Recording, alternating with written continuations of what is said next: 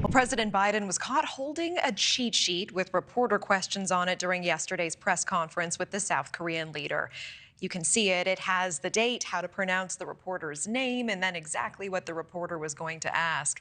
The photos fueling speculation about the 80-year-old commander-in-chief's mental acuity as he is gearing up to run for 4 more years in office.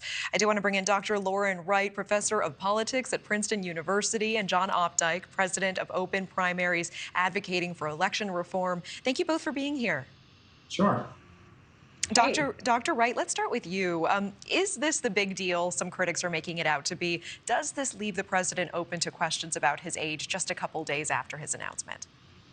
I mean, I do think there's a difference between using notes in the margin of the speech, even having clues about a reporter's name, and having a question written word for word. I think the latter is very problematic and does raise questions about fairness in addition to Biden's age. But certainly presidents do use notes. I was reminded today about Trump using notes about being empathetic with the parents of Parkland victims in 2018.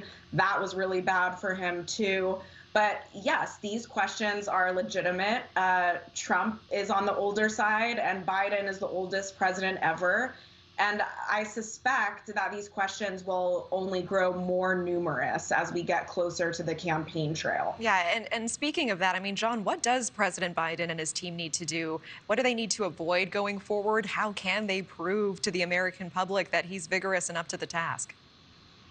Well, I mean, obviously, they're going to have to manage that question in an ongoing way all the way through November of 2024. I think it's an interesting question about a cheat sheet of who's writing that and what's going to be on that cheat sheet, not just while he's in South Korea, but during the campaign. And I think that, and you know, Tom Friedman in the New York Times wrote about this this week, that Biden has to find a way to have some talking points on those cheat sheets that address the 49% of Americans who are not Democrats and are not Republicans. He's going to have to find some way to go beyond just the Democratic Party talking points if he wants to be a successful, vigorous leader for the country and be successful in the campaign.